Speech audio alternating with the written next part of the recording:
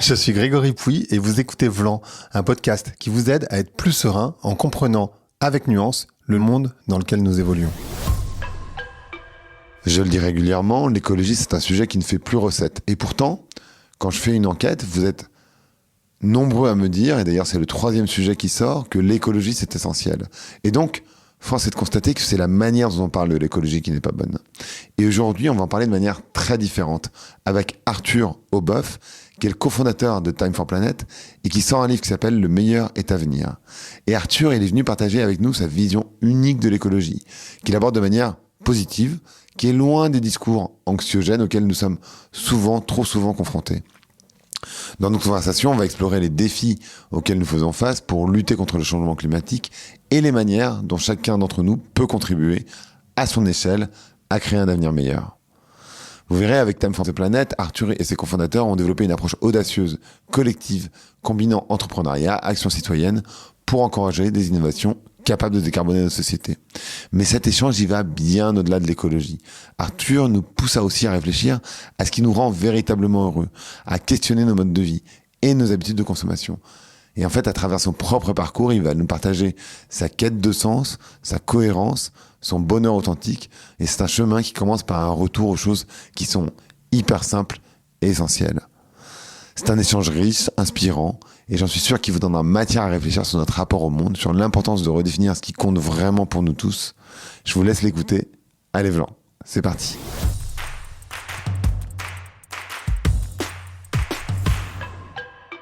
Donc, bonjour à toutes, bonjour à tous, bonjour Arthur. Salut. Comment ça va ? Bah écoute, ça va très bien. Un peu fatigué, mais heureux. Et toi ? On est tôt ce matin. On est pas mal. On est pas mal. J'ai pas fait la meilleure nuit de ma vie, mais... Le mec a failli se faire cambrioler, voilà, il vient de me raconter. Mais bon, tout va bien, tout va bien.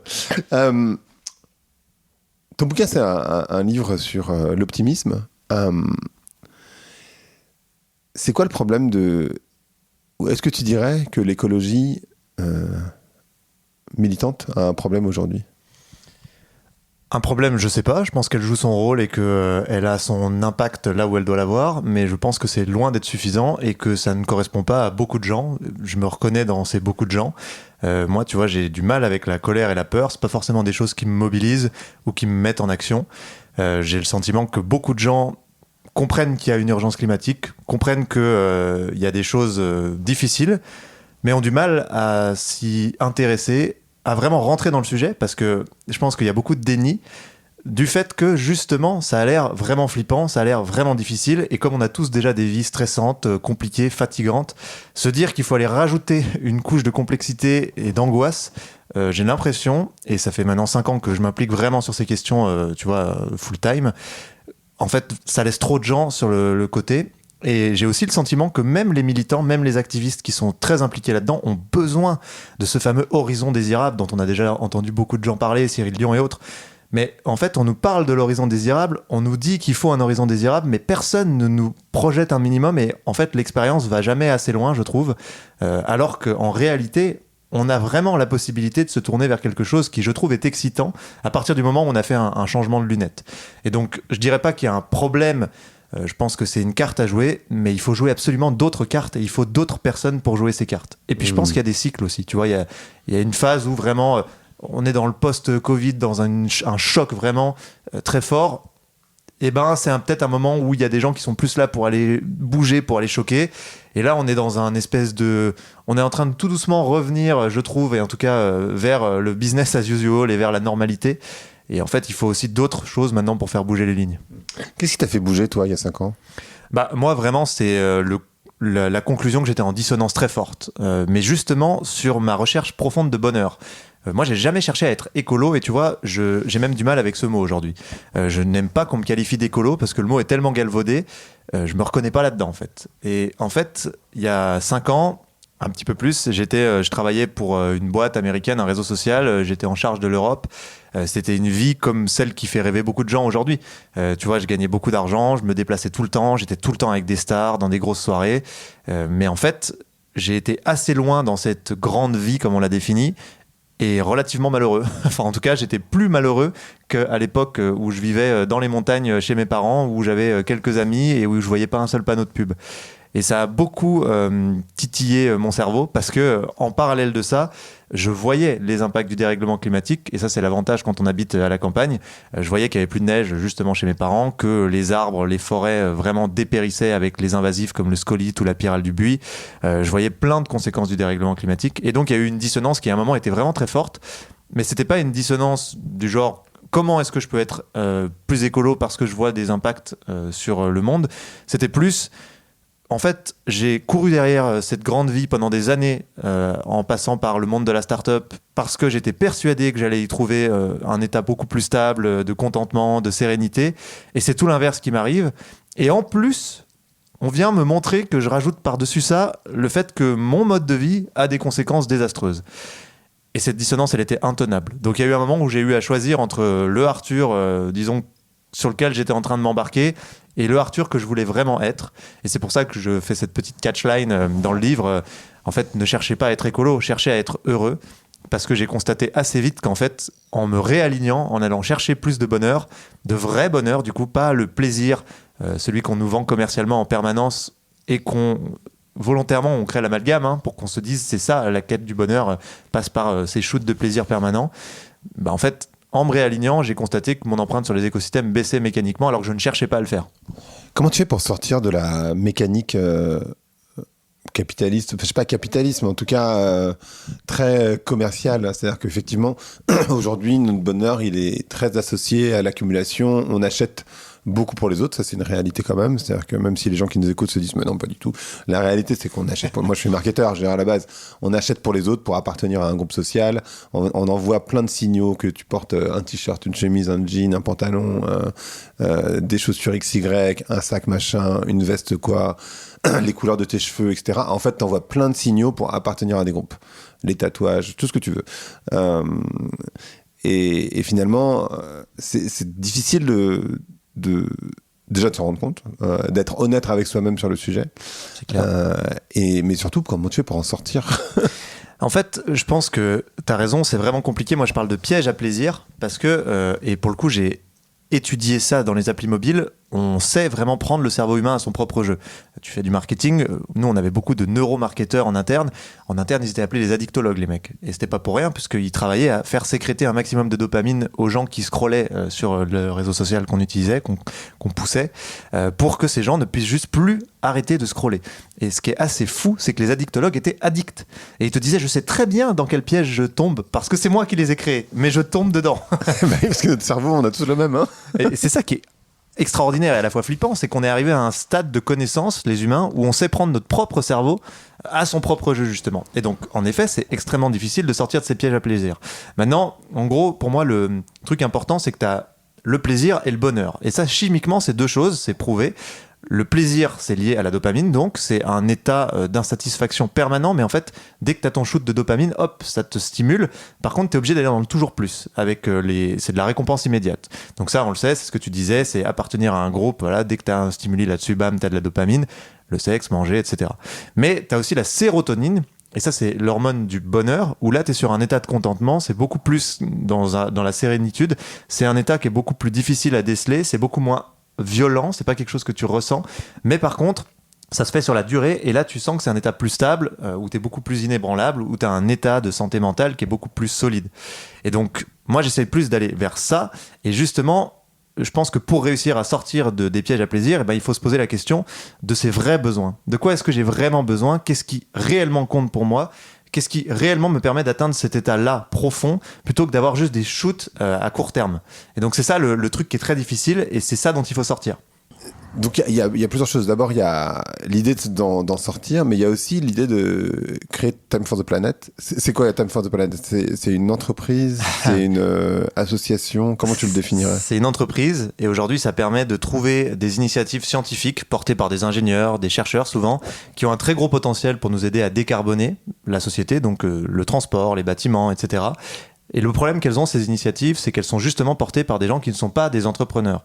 Donc quand il s'agit de trouver un modèle économique viable, de faire une véritable entreprise qui puisse se déployer, trouver des clients, recruter des talents, En fait, ils savent pas du tout faire. Donc nous, Team for the Planet, j'aime bien dire qu'on est un peu le Tinder du climat, parce que notre mission, c'est de trouver le Steve Wozniak qui porte l'innovation et le Steve Jobs qui va être le super entrepreneur pour la déployer.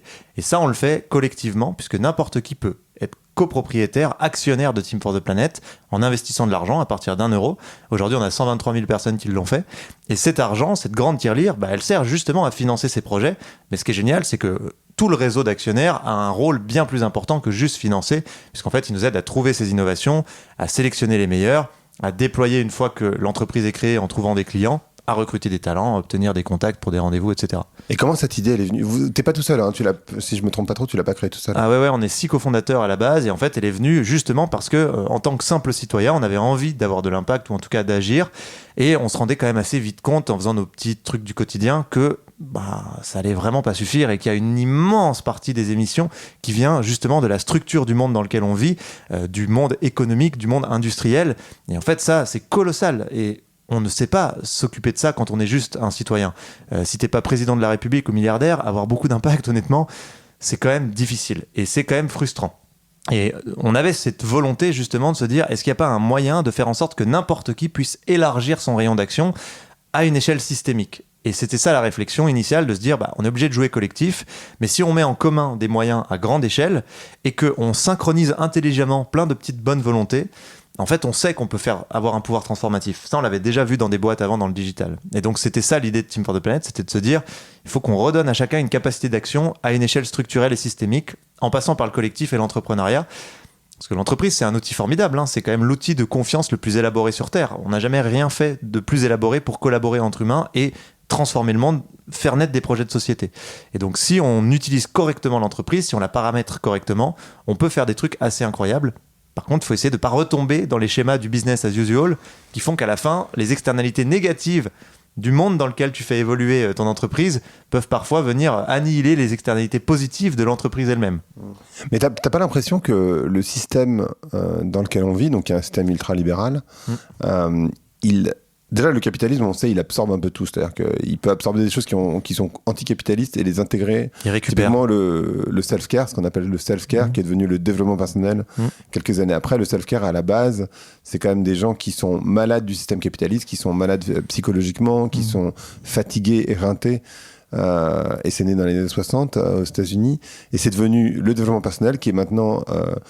un tiers des bouquins vendus en librairie, qui sont je ne sais plus exactement combien de milliards de dollars ça représente en termes d'industrie, c'est monstrueux, donc ça a été complètement réintégré dans le capitalisme. C'est hyper intéressant comment le capitalisme arrive à faire ça. Même la méditation, les apps, petits bambous, machin, tout. C'est assez fou. Et là, la question que je me pose, c'est comment tu penses, et c'est vrai que ça peut sembler, ce que je dis, ça peut sembler sans doute... envoyer une sorte d'impuissance individuelle, en tout cas. Ouais, mais c'est très bien, il faut qu'on passe par cette échelle. Parce que voilà, et en même temps, tu te dis, alors attends, mais comment on peut faire pour changer? Et puis, tu sais, il y a cette fameuse phrase, oui, mais si nous on change et que les Chinois ils changent pas. Tu vois cette rhétorique. Comment tu penses qu'on peut faire bouger les choses? Alors, au niveau individuel, les gens qui nous écoutent, je ne sais pas s'ils peuvent faire quelque chose. Est-ce que les gestes individuels, pour toi, ils ont un impact? Bien sûr, ils ont de l'impact. Et d'abord, pour être plus heureux, encore une fois, en tout cas, changer sa vie, il ne faut pas le faire pour essayer de gagner, d'être dans le camp des gagnants, de se dire on va changer le monde. Il faut le faire d'abord pour soi, pour sortir de cette posture, justement, franchement, qui je pense fatigue beaucoup de gens, consciemment ou inconsciemment, d'agents économiques sans cesse optimisés pour produire et consommer, faire du PIB, tu vois, comme beaucoup d'économistes en parlent. Un PIB qui aujourd'hui veut plus dire grand chose, très honnêtement, parce qu'on sait qu'il est plus corrélé au bien-être, au bien-vivre, même à l'augmentation de l'espérance de vie. Et quand tu regardes, en fait, le sujet, c'est pas tant de faire en sorte que le futur soit meilleur, c'est déjà de faire en sorte que le présent soit meilleur. Parce que si tu regardes, on le voit, les indicateurs cruciaux du développement humain sont quand même en berne pour la plupart. Que tu regardes la santé mentale dans les pays riches, où on devrait quand même normalement être plutôt bien, c'est une catastrophe. Les consommations d'antidépresseurs, d'anxiolytiques, et même l'espérance de vie tout court. Aux États-Unis, on sait qu'elle a tendance à ne plus monter, voire à baisser pour la première fois. Il y a plein d'indicateurs comme ça, le sens, le bonheur, tout simplement. Le taux de suicide. Exactement. Moi, j'ai tendance à dire, quand on me demande pourquoi je suis parti au Portugal, Pourquoi j'ai arrêté de faire du marketing aussi, alors que tu vois, ça marchait plutôt bien de ce côté-là, donc c'était plutôt cool. Et puis bon, c'était quand même ma source de revenus, quoi. Donc c'est voilà. J'ai tendance à dire, moi j'ai décidé de favoriser mon bien-être à mon bien-vivre. Tu vois, et pour moi le bien-vivre, c'est effectivement l'accumulation de notoriété, de followers, d'argent évidemment, de biens, etc., etc. Et puis le bien-être, c'est être serein, d'être bien. Et en fait, c'est sûr que si je vivais à Paris, je verrais encore plus de monde, j'aurais sans doute des plus grosses célébrités sur le podcast, j'aurais plus d'opportunités, je ferais plein de soirées. Tu te comparerais toute la journée. Voilà, et puis je gagnerais sans doute plus d'argent, mais c'est pas le choix que j'ai fait. Et j'ai l'impression que toi, c'est la même logique. Tout à fait. En fait, un jour, j'ai compris que là où je voulais essayer de sortir de la roue du hamster, parce qu'on est tous dans cette roue du hamster, justement, de la comparaison sociale, et je trouve que c'est la meilleure image, au lieu d'en sortir, j'achetais une roue plus grande. Et en fait, chaque année, j'avais une roue, elle était magnifique, hein, mais je continuais d'être dans la roue. Et un jour, je me suis dit, il est vraiment temps de sortir. Toi aussi, t'avais doré la cage ou pas ? La cage, elle bling bling, mon gars, il y avait des diamants partout sur chaque barreau. Non, mais vraiment, c'était ce sentiment de me dire, tu ne sortiras jamais de la roue du hamster. Et ce qui est assez fou, c'est que, et je pense que ça a été un électrochoc, j'ai côtoyé des gens extrêmement riches qui avaient des roues de hamster immenses, mais ils étaient toujours dans la roue du hamster et ils étaient toujours pas bien. Et ça m'a perturbé. Et je me suis rendu compte que les mots vont être forts, mais on est toujours la même victime justement d'un système, tu as raison, très efficace, et on peut l'appeler le capitalisme ou comme on veut, mais en tout cas quelque chose qui nous reconditionne, nous ramène en permanence à la comparaison sociale, à il faut que j'ai plus. En fait, c'est le toujours plus. Et même, j'ai presque envie de dire, ça s'adapte à un milliardaire. Tu vois, ce modèle, que tu sois smicard ou milliardaire, il te prendra autant en proportion parce que t'es smicard, il va t'inciter à acheter un sac de marque pour exister, pour te permettre de te sentir mieux. Et puis t'es milliardaire, il va te pousser à acheter un yacht parce que tes copains ils ont un yacht et machin qui va te coûter la moitié de ce que t'as en banque. Et en fait, c'est fou, mais tu restes la même victime. Et donc, l'argent ne te libère pas. Alors attention à pas faire l'amalgame quand t'es dans la misère, que t'as pas 1 euro et que tu crèves dans la rue. On est tous d'accord qu'il y a un minimum, et c'est la théorie du donut, il faut quand même les planchers sociaux pour être à l'aise. Mais à partir d'un certain stade de revenus, en fait, c'est presque pire.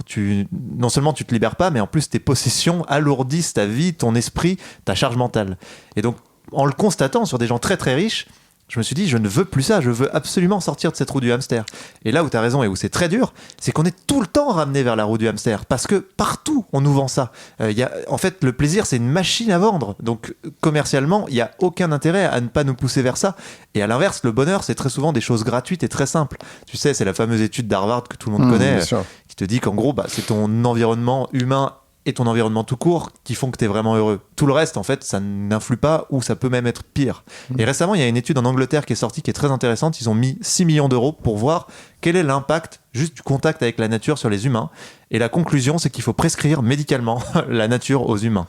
Et donc, c'est simplement pour redire qu'en fait, les choses qui nous rendent fondamentalement heureux et équilibrés, sains, bien dans notre tête, des fois, c'est des trucs, c'est aller dans la nature. Voilà. Point. C'est gratuit. Il n'y a rien. Il n'y a pas besoin de se comparer. Les chevreuils s'en foutent de la marque de vos baskets. Et en fait, c'est un plaisir aussi d'être capable d'avoir cette prise de recul. Donc moi, comment je fais pour répondre à ta question d'avant, ou en tout cas, comment on fait pour ne pas se faire happer ? Déjà, on est humble parce que c'est impossible de ne pas se faire happer. Enfin, tu vois, dire que j'en serais sorti serait complètement faux. Mais par contre, le chemin qui te permet de sentir que tu tends plus vers le bonheur, je pense qu'il passe par justement... bien prendre du recul à chaque fois qu'on a ces invitations, ces incitations à se comparer, à être dans le toujours plus, et plutôt atteindre cette quête du finalement moins c'est mieux, qui devient excitante tout autant. Je sais pas comment te le décrire, mais en fait, le fait de se dire je sors de ça et maintenant je vais me concentrer sur ce qui vraiment est mon besoin fondamental ou mes besoins fondamentaux, et je vais essayer de réduire au contraire mes possessions, d'être moins dans l'accumulation pour me concentrer sur ce qui m'a vraiment fait du bien et ce que j'ai pu vraiment constater ces dernières années, ça marche plutôt bien. Et puis aussi juste se poser des questions fondamentales régulièrement, comme quand est-ce que je me suis vraiment senti vivant pour la dernière fois. Il y a des gens qui posent cette question, il y a eu un sondage qui a été fait, et là encore 90% des répondants c'est j'étais avec ma famille, voilà, et ou j'étais dans la nature. Donc si tu veux, c'est des gros basiques. On se dit oui, il est gentil, c'est pas si simple dans un monde qui est hyper stimulant, où on est tout le temps en train justement d'être happé, où on nous prend notre attention, mais c'est fondamental. Et en fait, à un moment, on va pas vivre très longtemps, on va vite finir 6 pieds sous terre. Faut quand même se demander, qu'est-ce que j'ai vraiment envie de faire sur cette planète, et de quoi j'ai vraiment envie d'être fier, et à quelle fin je mets, tu vois, mes quelques heures de vie. Et je pense que le bonheur, c'est le projet de société de ce siècle. Pour moi, c'est pas la transition écologique. C'est des humains qui arrivent à justement s'échapper de la grande machine à hyper consommer qu'ils ont créée, quoi. En tout cas, toi, ce que tu dis, c'est que tu cours toujours dans la roue. Moi, je pense aussi. J'arrive à faire des pauses. C'est juste que tu arrives à pas la grandir, en tout cas. Oui. Parce que tu pourrais. Et en fait, ce que tu as fait, c'est que tu as réduit ton salaire par 3, donc tu as décidé de la réduire, ta roue. Oui, donc, complètement. De Et la d'ailleurs, maintenir, de la maîtriser. Et c'est une sorte de mouvement de résistance, entre guillemets. Oui, je pense, je suis assez d'accord.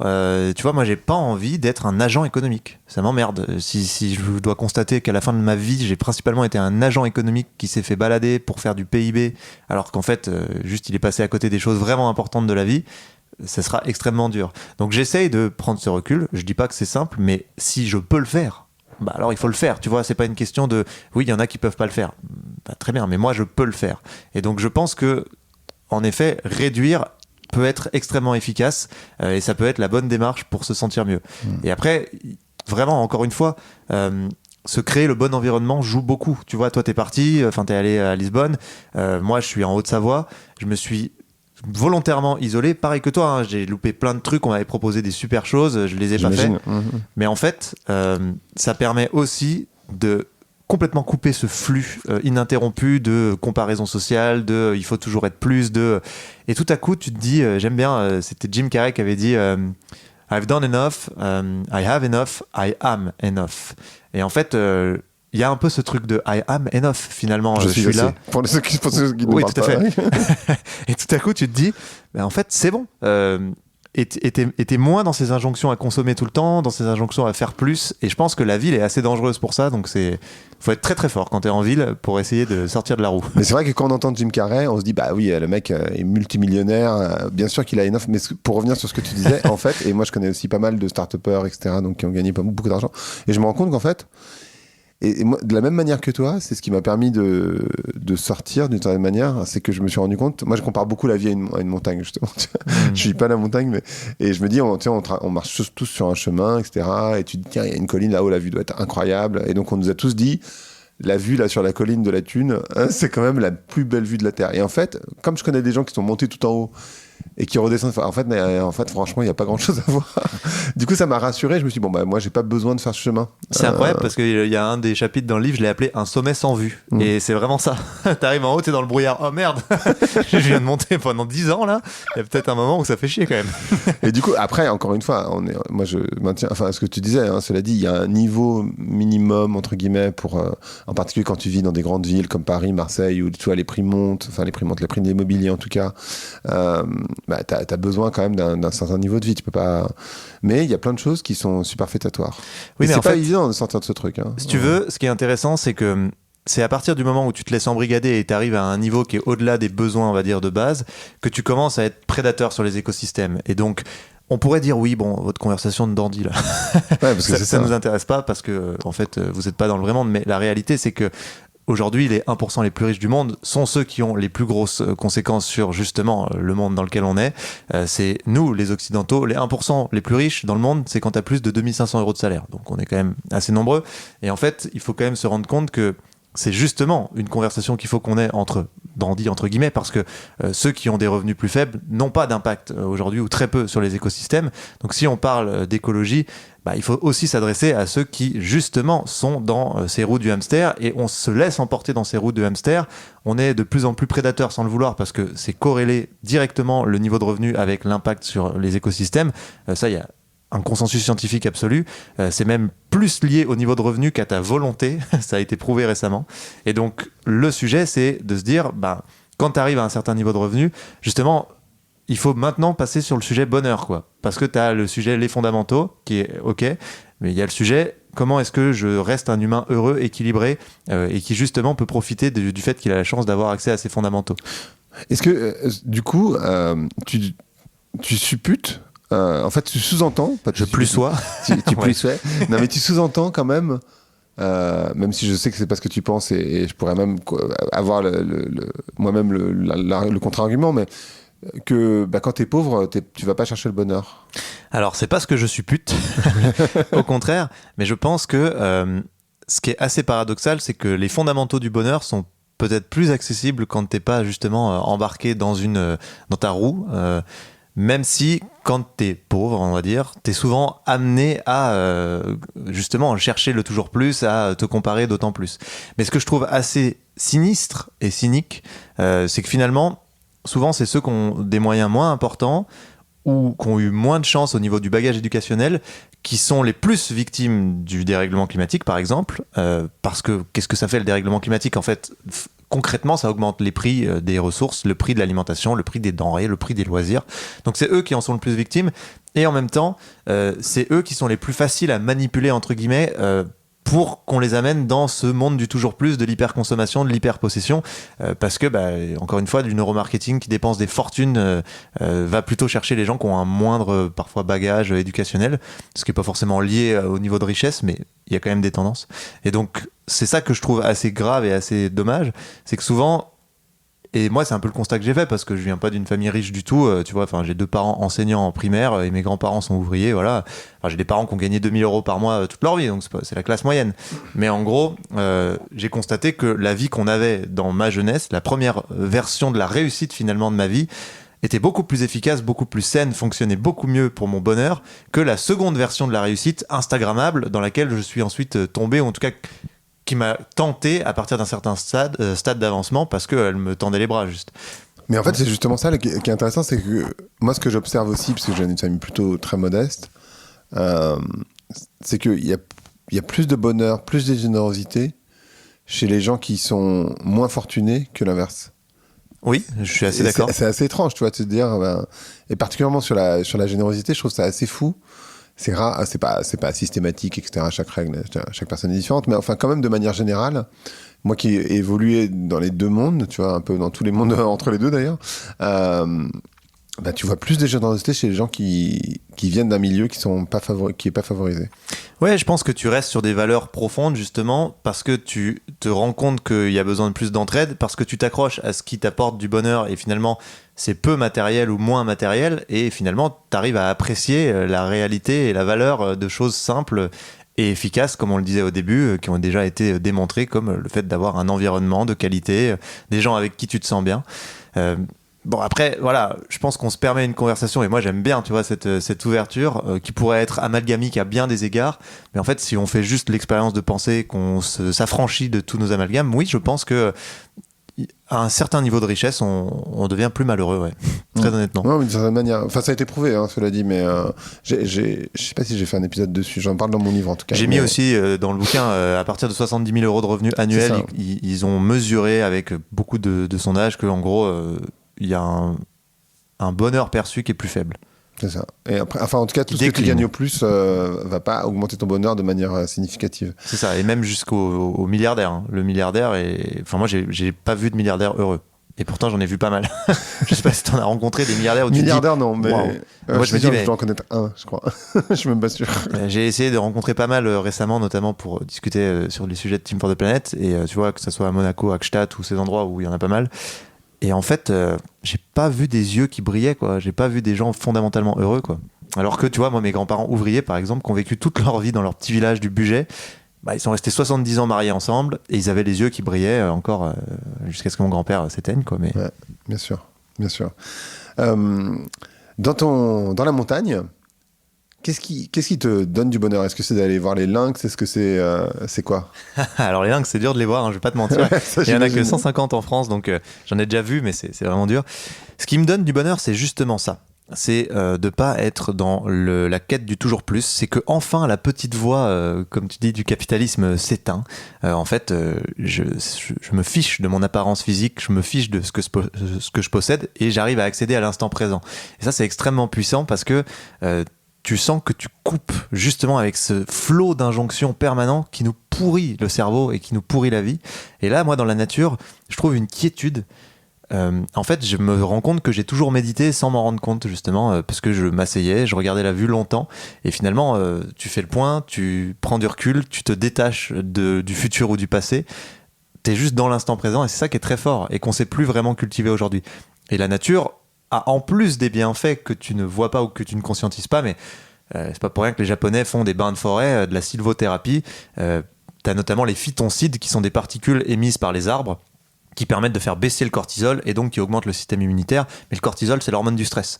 Et donc, directement, on sait scientifiquement que être dans la nature fait baisser le stress. Voilà, ça déjà, tu vois, rien que ça, c'est évident que la nature t'apporte des choses. Puis après, je trouve que tu reviens à des choses beaucoup plus simples aussi quand tu es dans la nature. Genre, est-ce que je suis en santé? Oui. Est-ce que mes jambes me portent? Est-ce que je peux aller là-bas? Oui. Je respire de l'air, il sent bon? Oui. Je sens le soleil sur ma peau. Mais en fait, ça paraît niais. Mais c'est un truc que je dis dans le livre. J'ai réalisé grâce à la nature que le bonheur, il est toujours là, en fait, en même quantité. Il est tout le temps là. Le sujet, c'est qu'on ne sait plus l'attraper. Quand tu nais, que tu es un enfant, c'est facile d'attraper le bonheur. Tu vois une fourmi, t'es content. On est habitué à l'attraper. Instinctivement, ça se fait. Justement, t'as le bruit du vent dans les feuilles d'un arbre, bah t'es content. Voilà, t'es un enfant, c'est facile. Et puis après, on désapprend le bonheur. On désapprend à attraper ça parce que on nous met dans cette espèce de machine à la comparaison, cette machine à la carrière, cette machine à la réussite. Et finalement, les choses qui nous rendent le plus heureux, on ne sait plus les voir, on ne sait plus les détecter, on ne sait plus les attraper. Et je crois que la nature permet de réapprendre à attraper le bonheur, à accorder de l'importance à des choses auxquelles on accorde plus d'importance alors que c'est le plus important. Justement, quand tu as une petite brise d'air sur toi, quand il y a quelqu'un avec qui tu discutes qui a une étincelle dans les yeux, en fait, c'est ça le bonheur. Et je pense vraiment qu'il est toujours là, mais que c'est à nous de choisir si on veut l'attraper ou pas. Et pour l'attraper, bah, la nature, c'est une super technique. Mais il y en a plein d'autres, tu vois. Juste rencontrer des gens avec qui on est bien, rire, s'émerveiller. Et en fait, ça, c'est les bases, et ça paraît niais, mais c'est très important. Et tu vois, j'ai un petit jeu juste pour... qui, je trouve, est très efficace, qui permet justement de se rendre compte que, en fait, il y a vraiment beaucoup de choses sur lesquelles on devrait porter notre attention. Moi, souvent, je me mets à compter les points au quotidien, parce que dès que tu passes ton cerveau en mode jeu, il est plus en pilote auto, et du coup, tu arrives à détecter des trucs. Et je me dis... Chaque fois que je vois quelque chose de beau, une belle action ou un truc joli, je compte un point. Et chaque fois qu'à l'inverse, je vois quelqu'un qui crache dans la rue, qui tague un mur, qui insulte quelqu'un, j'enlève un point. Et ben, faites le jeu. À la fin de chaque journée, c'est positif. Même quand t'es en ville, même quand t'es dans des endroits vraiment craignos et tout. En fait, il y a beaucoup, beaucoup de beau partout. Mais juste, on a un biais de négativité aussi. Et on le voit dans nos médias, qui fait qu'on passe notre temps à se concentrer sur le négatif. Je crois que c'est dans un de tes podcasts qu'il y avait un invité qui disait t'es dans le métro, tous les jours ça se passe bien, tu relèves rien. Il n'y a aucun média qui va parler du fait que ça se passe bien. Et le seul jour où il y a un mec qui vole son sac à une dame ou qui fait une agression, bah, on va parler que de ça. Et donc évidemment, à la fin, on ne voit que ça. Et c'est un vrai problème parce que ça nous empêche d'être capable de réapprécier la beauté du monde dans lequel on est encore aujourd'hui. Une réflexion que je me faisais en t'écoutant, et je suis pas certain que tu aies la réponse parce que voilà, mais néanmoins je me faisais la réflexion. Tu pourrais partir du principe que les gens qui vivent à la campagne, en tout cas pas dans les grandes villes, sont beaucoup plus sereins, beaucoup plus écolos, etc., etc. Et en fait, ce que j'observe, juste, tu vois, aux élections législatives, c'est que les votes extrême droite, c'est quand même des gens qui sont plutôt en province, plutôt dans la nature, et qui, voilà. Du coup, il y a quand même une contradiction évidente à cet endroit, quoi. Ouais, c'est très précieux. Merci de parler de ça parce que c'est un vrai truc. Mais en fait, je me suis rendu compte que les gens qui sont en province, dans la nature, ne sont pas tant dans la nature. Finalement, on a justement créé des campagnes-villes où on passe énormément de temps sur nos écrans. Les gens sont très sédentaires, très à l'intérieur. Tu vois, pour être dans la campagne, il n'y a pas tant de gens qui connaissent ne serait-ce que tel chemin, tel petit lac, telle petite rivière à quelques kilomètres des fois de ma maison, par exemple. En fait, la plupart des gens ne sortent plus parce qu'on a créé une civilisation urbaine et une culture urbaine. Et donc, les gens à la campagne, maintenant, ils sont très souvent poussés à plutôt se dire « Oh, fait chier, on habite à la campagne, il n'y a rien à faire. » Et en fait, je trouve ça fou, parce que quand moi, on me dit ça, je dis « Mais en fait, il y a tout à faire. C'est là qu'il y a tout. » Au contraire, dans la ville, il n'y a rien à faire. Enfin, tu vois, oui, tu as quelques petites activités humaines sympas, mais je veux dire, dès que tu veux te balader, observer, voir des choses, comprendre le monde qui t'entoure, faire des trucs, typiquement, juste, tu vois, s'asseoir au bord d'une rivière, faire un cairn juste pour travailler sur ton équilibre, ou des choses toutes bêtes, bah, en fait, la nature, il n'y a que ça. Tu peux faire plein de trucs. Mais la plupart des humains n'en profitent pas et n'y vont pas parce qu'on a vraiment urbanisé notre culture. Et je trouve que du coup, et je le vois, hein, il y a des mecs, ils restent toute la journée chez eux à mater Netflix alors qu'ils sont au paradis. Et je le sais parce que j'ai grandi dans un endroit donc au milieu des montagnes du Haut-Bugey. C'est un endroit où il y a une très grosse population ouvrière, notamment parce que c'est la Plastic Valley. Et en fait, moi j'avais des gens dans mon école qui ne sortaient jamais. Ils ne savaient pas du tout ce qu'il y avait autour de la petite ville et ils n'avaient jamais vu une vache. alors qu'on était en pleine campagne. Mais bien sûr, mes parents sont enseignants en primaire. Le nombre de gamins qui n'ont jamais vu une vache alors qu'ils habitent à la campagne, mais tout simplement parce qu'ils ne sortent pas en fait. Et je pense qu'on est arrivé à un stade où justement, il va falloir absolument qu'on questionne ça si on veut qu'on ait une humanité un peu plus heureuse. Du coup, c'est marrant parce que tu casses sans doute le mythe de tous les citadins qui se disent je vais partir à la campagne, je vais avoir une vie tellement différente, je vais me balader, etc. Et ils ont un peu peur de justement de se retrouver seul d'une certaine manière, cette solitude que évidemment tu retrouves nécessairement quand tu es éloigné des autres. Mais ce que tu dis, c'est que surtout, en fait, ils risquent de reproduire le même modèle que ce qu'ils font à Paris, c'est-à-dire, parce qu'en fait les gens disent Paris, Lyon, Marseille, Bordeaux, etc. Mais ils disent oui, mais tu vois, il y a des musées. Mais bon, c'est pas comme si les gens ils allaient tous les jours au musée non plus, quoi. C'est clair, il y a des musées aussi à la campagne, hein, je vous rassure. Non mais t'as raison, en fait, si tu restes dans la roue du hamster, peu importe où tu seras, ça ne marchera pas. Et justement, il faut se donner les moyens. Et à l'inverse, quelqu'un qui est à Paris peut trouver l'émerveillement, peut trouver justement la simplicité, peut trouver le bonheur dans un parc, dans un bois qui est pas très loin. Donc c'est pas la nature, la ville, il y a pas de nature, t'es mort, et la campagne, t'es sûr d'être bien. En fait, c'est une posture, c'est une façon d'être au monde, c'est une façon d'habiter ce monde dont on parle. Et c'est ça le sujet de l'humain aujourd'hui, c'est ça le sujet du 21e siècle, c'est il faut qu'on réapprenne à habiter ce monde correctement. Et c'est dingue, tu vois, on a vécu 300 000 ans dans la nature, ça fait quelques centaines d'années qu'on est entre des murs de béton. Il y a plein de reportages, il y en a un qui s'appelle Natura d'ailleurs, qui est très bien, qui montre que les taux de schizophrénie, de dépression, de suicide sont forcément beaucoup plus élevés en ville parce que tu as moins de contacts. Mais pour autant, ça veut pas dire qu'ils sont faibles en campagne. Et donc, je pense que c'est une question qui concerne l'humanité dans son ensemble, et c'est lié à notre projet de société. C'est normal, le projet de société du siècle passé, et justement, j'en parlais avec mon grand-père, tu vois, dans les années 50, tu disais à un gamin, c'est quoi les années 2000 ? Tous les gosses avaient des étoiles dans les yeux et te répondaient des voitures volantes, des gratte-ciel tellement haut que tu vois plus le sol, l'énergie infinie, enfin bref, ce projet-là qu'on a tous en tête, tu vois, dans un coin de la tête. Le problème, c'est que les limites physiques du monde ont fait que ce projet n'est juste pas viable.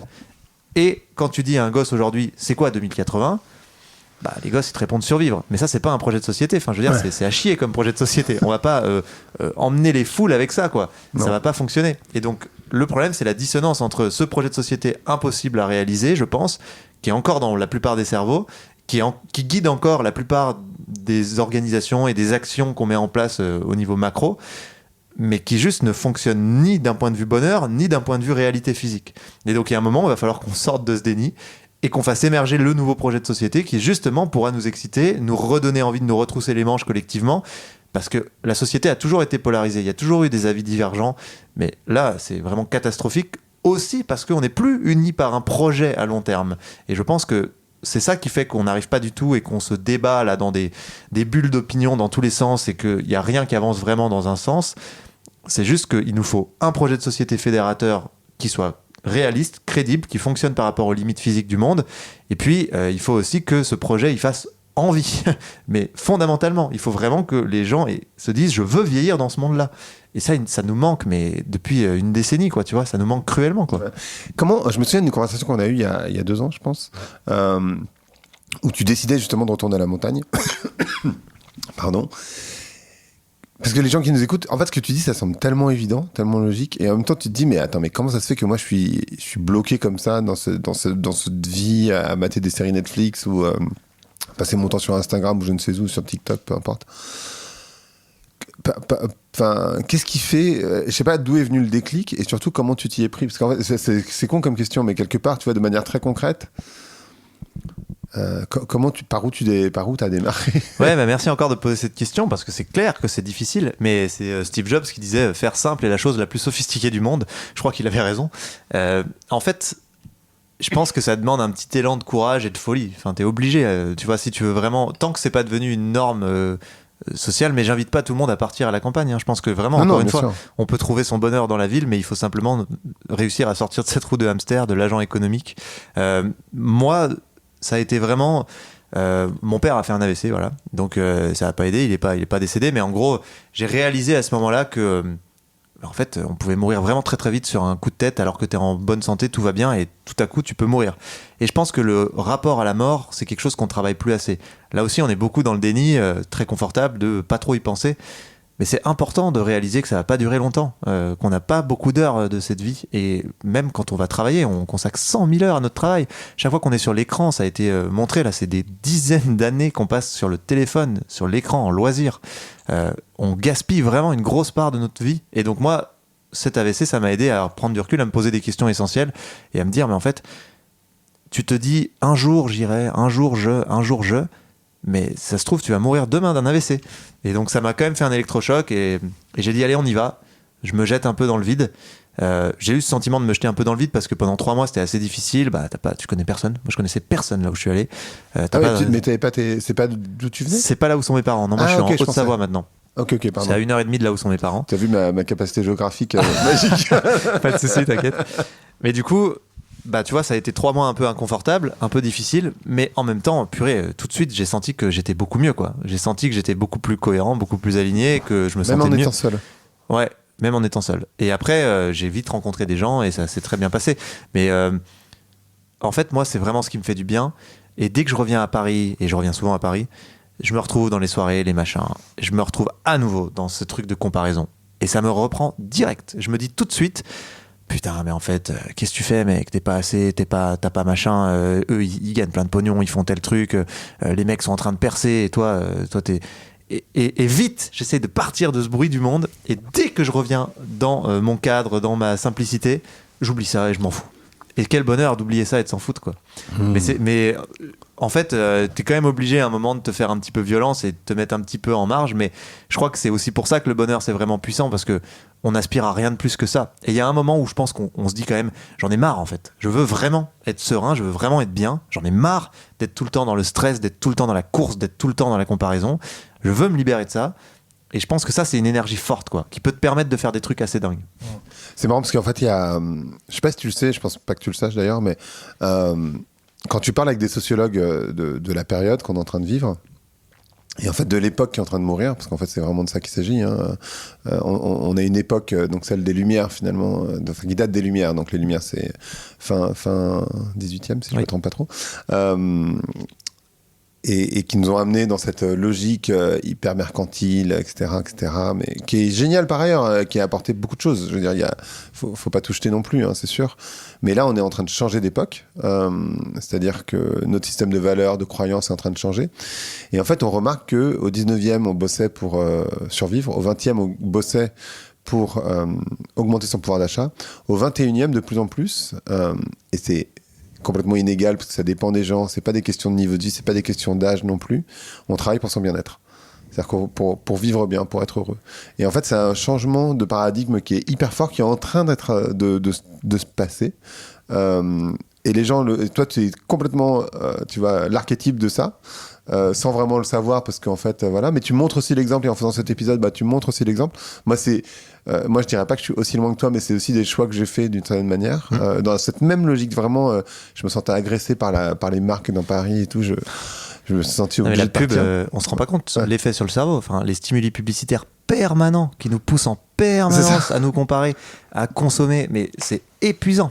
Pardon, je te laisse. Non. Et en fait, c'était juste pour te dire qu'en fait, et pour dire aux personnes qui nous écoutent, ce qui est intéressant, c'est qu'il y a on vit dans un changement d'époque, et que, alors, à noter, je sais pas si tu connais cette phrase de Gramsci que je trouve intéressante, qui est le vieux monde tarde à mourir, le nouveau monde tarde à naître, et dans le clair-obscur naissent les monstres. On est là. C'est clair. On est là, on est en plein dans les monstres. Ça va durer quelques années, je pense, peut-être plusieurs décennies. Mais en tout cas, ce changement pas de civilisation, pardon, mais ce changement d'époque, il est en train d'avoir lieu. Et donc toi, t'es un peu l'archétype de ça. Et pour les personnes qui nous écoutent, c'est se dire, finalement, j'ai envie de reprendre le pouvoir sur ma vie, j'ai envie de... Tu vois, c'est vraiment de ça qu'il s'agit, non? Tu vois, justement, je trouve que ça fait partie des choses qui laissent entrevoir qu'on va vers un futur assez sympa et excitant. Ouais. Parce que justement, on n'est plus dans je bosse pour... le pouvoir d'achat, qui finalement est un truc qui sonne creux et qui maintenant paraît même détestable. On commence à se concentrer sur des trucs intéressants. Ce que tu dis est extrêmement vrai. J'étais hier à l'ouverture d'une usine dans le Nord, une nouvelle usine, et le mec faisait le constat très simple. Le patron disait, en fait, juste plus personne ne veut travailler dans les usines. Il y a vraiment les gens qui sont en galère absolue, qui viennent, mais en dernier recours, et s'ils peuvent gruger, ils vont ailleurs, en fait. Et la raison, c'est que c'est une version du travail qui n'est plus acceptable. Le taylorisme, le fordisme, l'humain outil, ce n'est plus du tout acceptable pour personne en fait, peu importe la classe sociale, même quand t'es en galère, t'essayes d'éviter ça. Et il dit, il est temps en fait de faire évoluer la façon dont on voit une usine. Et donc lui, il a vraiment travaillé sur le management, il est en semaine de 4 jours, il a vraiment rendu le truc très différent de ce qu'on imagine quand on voit une usine, et il dit, mais évidemment que ça ne peut plus être l'usine comme avant, demain. Et donc je trouve ça assez enthousiasmant aussi de voir qu'on est obligé de changer, parce que justement l'humanité est arrivée à un stade de développement où maintenant elle se dit, bon, le sujet, c'est le bonheur, là. C'est plus possible d'avoir autant hacké la théorie de l'évolution et d'être infoutu d'être bien, quoi. Et donc, je pense que, tu vois, c'est un truc, un peu un bruit sourd qu'on sent quand on parle de la grande démission, de la crise du sens, etc. Tout ça est relié à ce sujet de qu'est-ce qu'on va faire de ce siècle. Et moi, j'aime bien une analogie assez conne, mais qui te dit, on est un peu à l'aiguillage entre Mad Max et Avatar. Avatar, finalement, c'est le film le plus écolo au monde, sans jamais parler d'écologie, parce que c'est un rapport au monde très intéressant. Il y a beaucoup de belles valeurs dans Avatar, et tu sens qu'il y a une possibilité d'osmose, une quête justement d'harmonie, qui amène une population à être plus heureuse. Et très honnêtement, je pense que ce choix entre Mad Max et Avatar se joue dans la question des imaginaires et du projet de société qu'on projette avant tout. T'as lu Ecotopia ? Je l'ai pas lu, mais on en a beaucoup parlé, ouais. Parce qu'Ecotopia, c'est, pour ceux qui nous écoutent, c'est un livre des années 70, de 1970 d'ailleurs, si je me trompe pas trop, qui est une sorte de fable, de roman utopiste, écologique. Et en fait, ce qui est fou, c'est que quand tu lis Ecotopia, t'as envie de vivre dans Ecotopia. Enfin, franchement, et donc c'est globalement les États-Unis, la partie ouest des États-Unis, donc plutôt la Californie, etc., qui fait sécession avec les États-Unis, qui devient un pays libre et qui se concentre vachement sur l'écologie, etc. Mais pas sur l'écologie, mais sur le bien-être et sur le bien-vivre. Ouais, sur en sur le bien-être et sur le, pardon, pas sur le bien-vivre d'ailleurs, mais sur le bien-être, quoi, en fait.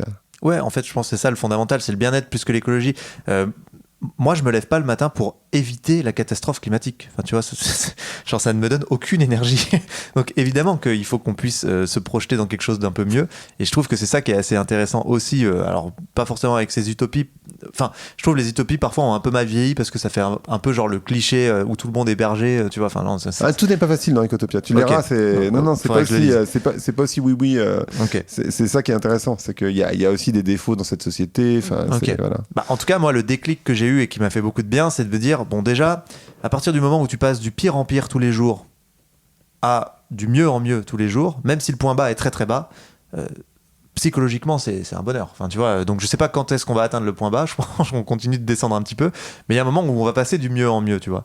Et le deuxième truc que je trouve intéressant, c'est aussi de constater que les changements se font en exponentiel. C'est pas un truc où du jour au lendemain tout va changer. En fait, ça se construit doucement, tu le vois pas, tu désespères que ça arrive, et tout à coup, il y a des trucs fous qui se produisent et qui explosent. Tu vois, par exemple, l'usage du vélo, c'est un truc, ça a explosé en 2 ans, mais en fait, c'est parce que ça fait 10 ans que c'est des trucs, des tendances de fond. Il y a plein de choses comme ça. Et en fait, moi, j'ai le sentiment que c'est ça qui est vraiment fédérateur et qui peut vraiment nous exciter pour demain. On sort de ce truc de l'effort, de la cascade de contraintes, pour se garder un futur correct, il faut qu'on se batte. Ça donne pas envie, tu vois, ça rejoint un peu la question que tu avais au début, c'est pas un truc qui fédère. Et on va vers... En fait, je vais m'apaiser, je vais m'alléger, je vais lâcher justement ces mondes de surstimulation publicitaire où il y a trop de bruit, trop de klaxons, trop de pollution. Je sors de ça parce que ça ne m'intéresse plus, ce modèle de société ne m'intéresse plus. Le rapport au travail que ça entretient est prédateur, m'épuise, me stresse, ça ne m'intéresse pas non plus. Et je me questionne sur comment je vais être mieux, comment je vais aller vers un monde où je me sens mieux, où il y a plus justement un sentiment de légèreté, de bonheur, où on est moins surstimulé, obligé entre guillemets, et finalement ça sera peut-être un monde où on aura moins par rapport à ce qu'on voit aujourd'hui, mais en fait ça sera un autre mieux. C'est un mieux en changeant de lunettes. C'est pas le mieux quand on le regarde aujourd'hui où il faut la plus grosse montre, le plus gros truc machin, parce que ce mieux-là devient ringard et périmé et nous intéresse moins parce qu'en fait il ne tient pas ses promesses de bonheur. Et ça, je crois qu'on a assez creusé dans cette direction pour le constater, et on est nombreux à le constater. Et donc finalement il faut changer la définition du mieux, et tout d'un coup quand tu changes de lunettes et que tu regardes un autre mieux, ce mieux justement plus léger, où il y a plus de temps, où tu es moins stimulé tout le temps, eh ben, il fait vachement plus envie. Et tu t'es jamais posé la question de dire va falloir que je me prive, va falloir que je réduise. Non, tu t'es demandé comment je vais vers mieux. Et ça change vraiment la donne.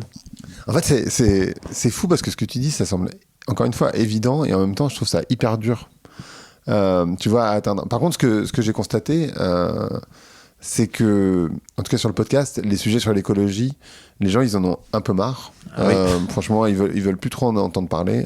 D'écologie, je pense que ça les saoule et je vois bien dans les statistiques, enfin, même si je suis pas un grand fan des statistiques et je regarde en réalité, pour ceux qui nous écoutent, assez peu les statistiques pour être sincère. Chaque fois, on me demande c'est quoi l'épisode qui a le mieux marché. J'en sais rien, en fait, je sais pas parce que je regarde pas.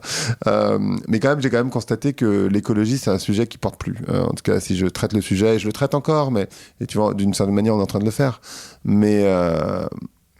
Mais c'est vrai que les gens n'ont plus trop envie d'en entendre parler. Comment toi tu vois ça pas ce rejet, mais ce désintérêt, on va dire, sur l'écologie. Et comment on peut rester positif quand on voit, tu vois, la situation actuelle par ailleurs. Je crois que le plus gros problème de l'écologie, c'est l'approche qu'on a de l'écologie. J'ai presque envie de dire un truc très hardcore, mais c'est aussi un peu les écolos, tu vois, dans lesquels je peux m'inclure. Mais encore une fois, on utilise trop la colère, la peur, on utilise trop des émotions négatives qui sont très bien pour créer des chocs, pour intéresser. Je pense que ça peut fonctionner, mais il y a des stades aussi. T'es pas toujours prêt à être face à la colère et à la peur. Le tout premier stade, ça te met dans le déni et tu regardes pas. Et puis il y a des stades où t'es déjà avancé, tu connais déjà, mais en fait ça ne te propose rien, ça ne te projette vers rien. Et donc je comprends qu'il y ait une lassitude de l'écologie, honnêtement. Parce que ça fait peur, c'est anxiogène, et en même temps, on n'a pas le sentiment qu'il y a des vraies pistes de solutions en face, même si on nous en propose plein, tu vois, les changements à l'échelle individuelle. Mais quand je dis des pistes de solutions, c'est qu'est-ce que ça va nous apporter en tant que société réellement, à part préserver notre futur. Alors ça paraît fou, ça paraît complètement délirant de se dire, mais évidemment qu'il faut qu'on préserve notre futur, mais je crois qu'on est un être de présent, d'abord et avant tout, et qu'il faut qu'on parle de présent. Il faut qu'on montre que ça doit d'abord et avant tout nous permettre d'aller mieux au présent. Et c'est peut-être ça qui pourrait aider, je pense, maintenant, parce que cette phase de l'écologie qui a été très forte à post-Covid, je pense qu'elle était très importante, elle était nécessaire, mais on ne peut pas rester dans cette même démarche. Et en effet, maintenant, il faut construire un peu plus que juste constater, en fait. Un autre sujet dont tu parles dans le livre, c'est les voyages. Ouais. On a tous envie, je sais pas tous, mais en tout cas, beaucoup de gens ont envie de visiter, voyager, découvrir de nouvelles cultures, mettre des photos sur Instagram aussi. Beaucoup. Toi, tu parles d'un voyage au Japon, si je me trompe pas trop. Moi, je suis allé au Japon aussi, en 2016, il y a quelques années. C'est quoi ton point de vue là-dessus sur les voyages? Est-ce qu'on doit s'arrêter de prendre l'avion? Enfin, comment t'envisages le truc? Bah alors moi je dis jamais il faut pas, on sait très bien à quel point l'avion est dévastateur pour le climat, je pense que les gens commencent à s'en rendre compte, enfin, c'est assez violent, mais encore une fois c'est pas par cet angle-là que j'ai envie d'en parler. Moi j'ai envie de questionner ce qu'on cherche dans le voyage. La plupart des gens vont te dire, un peu faussement, hein, je cherche les cultures, le dépaysement, mais en fait on ne voyage plus. Enfin, la réalité, c'est qu'on a beau aller à l'autre bout du monde, la plupart du temps, on ne voyage pas. On se met dans un truc, on voit pas ce qui se passe. Quelques heures après, on est dans un autre monde. Cet autre monde, il y a un peu la météo qui change, mais finalement, très souvent, on reste dans des univers qui ne nous dépaysent pas. C'est les mêmes hôtels, c'est les mêmes centre-ville, enfin tu vois, il y a beaucoup de choses et on même latte. Exactement. Et donc hot milk. C'est pas pour rien que ça s'appelle la mondialisation, voilà. Et donc je pense que il faut aussi qu'on retrouve le temps du voyage, tu vois, qu'on soit capable de justement revoyager, parce que le voyage c'est d'abord un dépaysement normalement de soi-même. C'est Gandhi qui disait le plus grand des voyageurs, c'est pas celui qui a fait 10 fois le tour du monde, c'est celui qui a fait 10 fois le tour de lui-même. Et je trouve que ce truc du voyage dans le toujours plus, bah c'est très triste parce que souvent le voyage c'est les vacances et on se fait même récupérer les vacances. C'est ce que tu disais avec le capitaliste qui récupère tout, c'est que les vacances qui sont le moment où on est censé s'échapper, enfin s'évader de cette roue de hamster, bah là on te dit non, il faut que tu ailles là-bas, regarde, tout le monde y est allé, tout le monde le fait, tout le monde met ça sur Instagram, et donc tu te retrouves à faire ce que tout le monde fait parce que tout le monde le fait, à aller dans des endroits où tout le monde va parce que tout le monde y va, mais en fait t'es pas dans le voyage et t'es pas en train de te reposer et de t'échapper justement un petit peu de la roue du hamster pour respirer. Tu y restes même dans tes vacances, et donc t'es encore dans l'hyperconsommation, dans le on fait les trucs parce qu'il faut les faire. Et c'est affreux parce que ce que tu cherches dans les vacances, normalement, c'est justement de te reposer profondément et sortir au moins de cette mécanique hyper stressante. Et tu vois, le meilleur exemple que j'ai quand tu parles du Japon, les mecs au Japon, ils étaient arrivés à un stade où les Japonais travaillent tellement, ils ont même un mot pour dire la mort par dépassement de soi au travail, que l'excédent de production qu'ils créent avec cette civilisation de l'hyper-travail n'arrive plus à être consommé. Donc ils ont fait des campagnes de pub pour inviter les Japonais à prendre des vacances dans le Japon, parce que le but c'est de consommer l'excédent à l'intérieur du pays, avec des bons d'achat qui étaient possibles, tu vois, pour consommer dans certains endroits, dans certains restaurants, sponsorisés par le gouvernement, pour dire aux Japonais, prenez des vacances. Mais pas pour vous reposer, pour consommer l'excédent de production. Et je trouve que c'est complètement l'incarnation de ce qu'on se dit où tout est récupéré. Et donc, posons-nous la question, on veut prendre des vacances ou on veut voyager pour voyager parce qu'il faut voyager? Et ça, c'est une vraie question, tu vois. Et donc, là encore, sans chercher à dire aller loin, pas aller loin, quand tu fais ce travail-là sur toi-même et que tu te dis de quoi j'ai vraiment besoin, là j'ai besoin de me poser, j'ai besoin de ne plus être dans cette frénésie permanente, dans ces injonctions permanentes, j'ai besoin d'air, j'ai besoin de recul. Bah moi je vais pas le chercher en reprenant un énième avion dans un aéroport, en allant dans une nouvelle mégalopole bondée avec les mêmes pubs, les mêmes codes, les mêmes injonctions.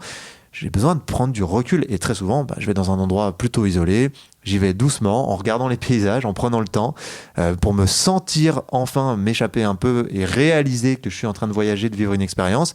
Puis ensuite je fais des choses très simple, très lié à la nature, où je prends le temps, où je marche, où j'évolue dans un environnement qui est joli. Et finalement, on vit dans un pays tellement dingo que j'ai pas du tout besoin d'aller chercher ça loin, quoi. Et là encore, je me suis pas dit, je ne dois pas prendre l'avion. Jamais. Je me suis dit, qu'est-ce que je veux vraiment? En fait, ça serait quoi les questions, pardon, les questions essentielles à se poser? C'est vraiment ça, c'est qu'est-ce que je veux vraiment et qu'est-ce qui me rend heureux? Parce qu'en fait, quand je t'écoute, tu fais bah ouais, c'est vrai, il a raison d'une certaine manière. Quand tu pars en vacances, l'essentiel c'est de sortir de chez soi, en vrai, et de ralentir. C'est ça, et t'as pas vraiment besoin d'être sur une plage de sable blanc pour le faire. C'est sympa, hein, je dis pas. Et tu vois, moi je vais à Lisbonne, je vais pas jeter la pierre. Et d'ailleurs, je prends l'avion pour y aller, donc voilà. Mais c'est ça les questions qu'il faut se poser. Ouais, c'est qui j'ai envie d'être. Qu'est-ce qui fondamentalement me permet d'être fier de moi? Je crois que c'est ça les questions principales. Et quels sont mes vrais besoins? Pas les besoins qu'on m'a poussés, qu'on m'a fabriqués, qu'on m'a injectivés. C'est quoi les besoins fondamentaux que j'ai en ce moment? C'est très très dur de se poser ces questions quand t'as plus une seule seconde de roue libre pour penser, justement.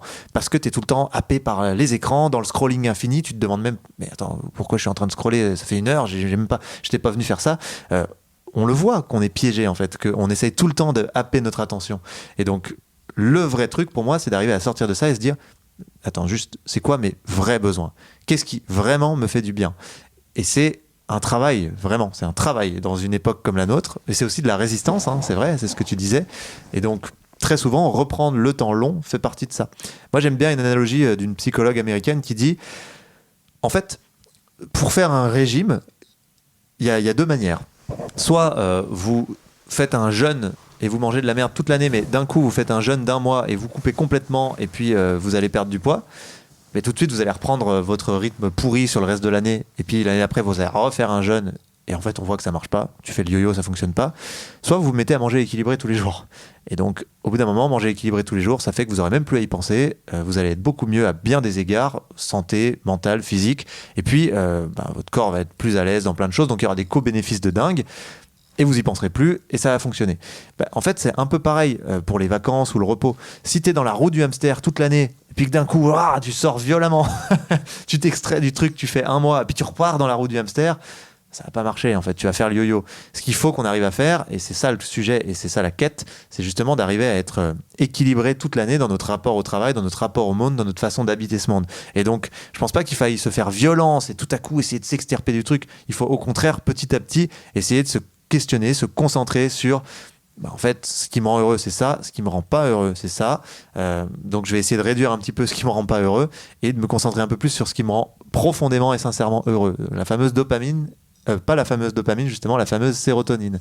Et donc c'est ça le gros travail, je pense, c'est de le faire petit à petit, doucement, et chacun trouve très vite les réponses. Après ce que tu dis, t'as raison, Ça paraît simple, mais c'est dur. Ça, c'est un exercice que tu as fait, c'est-à-dire que tu as posé sur papier qu'est-ce qui me rend heureux, de quoi j'ai vraiment envie, etc. etc. Ouais, moi j'ai vraiment eu un déclic aussi, où en tout cas j'ai écrit ma raison d'être personnelle, tu vois, sur mon téléphone. Un jour, il y a quelques années, je me suis dit, en fait, je sens bien que c'est ça, quoi.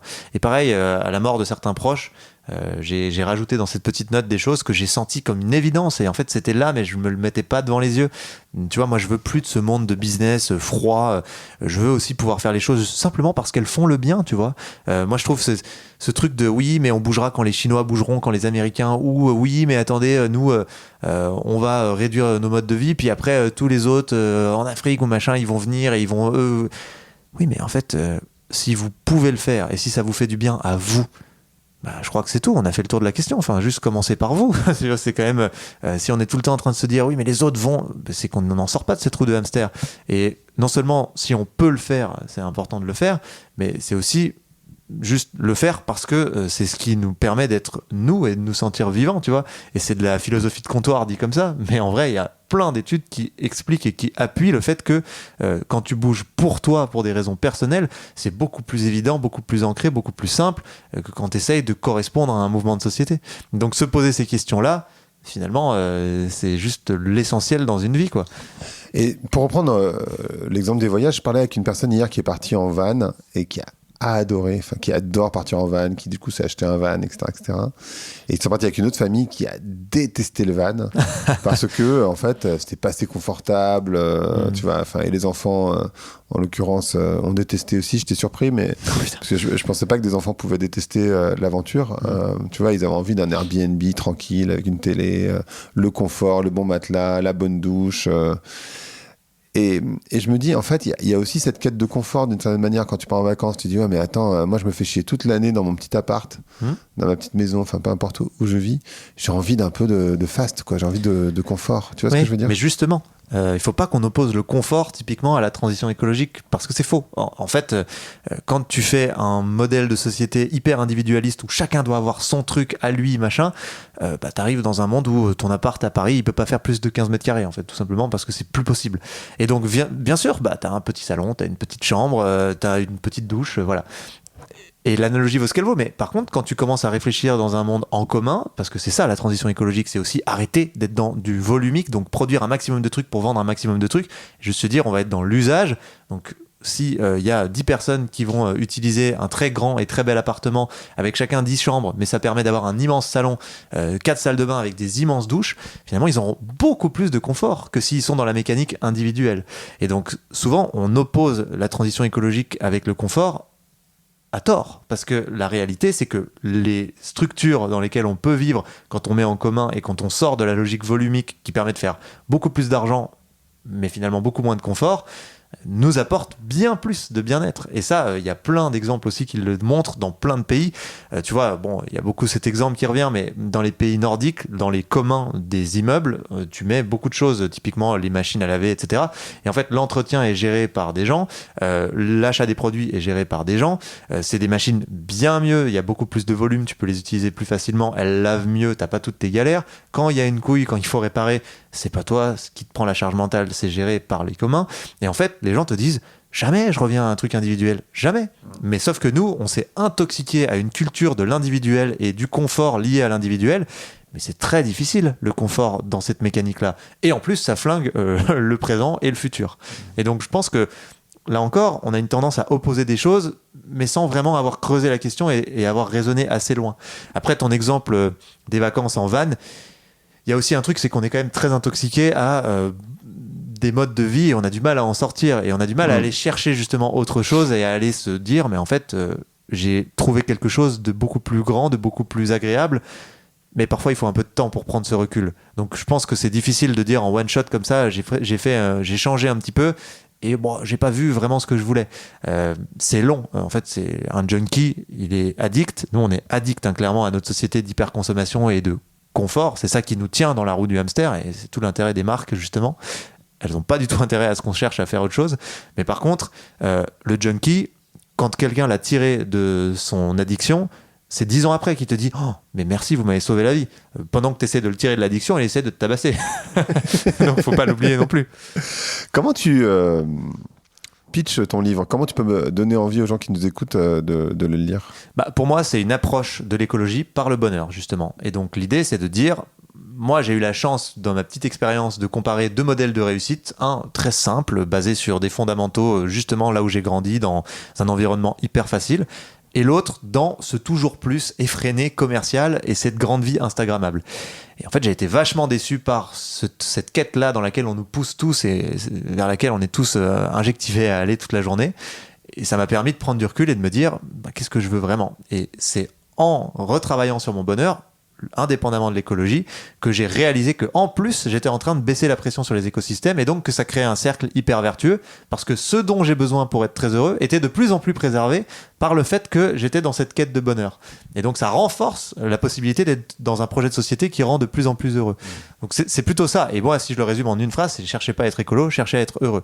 Et après, j'ai pas fait de la prospective, je veux pas que les gens s'attendent à ça, où j'essaye de dire voilà à quoi va ressembler le monde de demain. J'ai plus travaillé à dire voilà comment il faut qu'on change de lunettes pour trouver justement cet autre mieux et changer de définition de ce qu'est le mieux et de ce que l'on souhaite avoir. Tu vois, finalement, tu le dis tout à l'heure, mais passer de l'avoir à l'être, passer des biens aux liens, c'est niais dit comme ça, mais en fait, ça fonctionne et ça marche vraiment. Et je pense qu'on est dans une époque où les gens cherchent un truc qui fonctionne.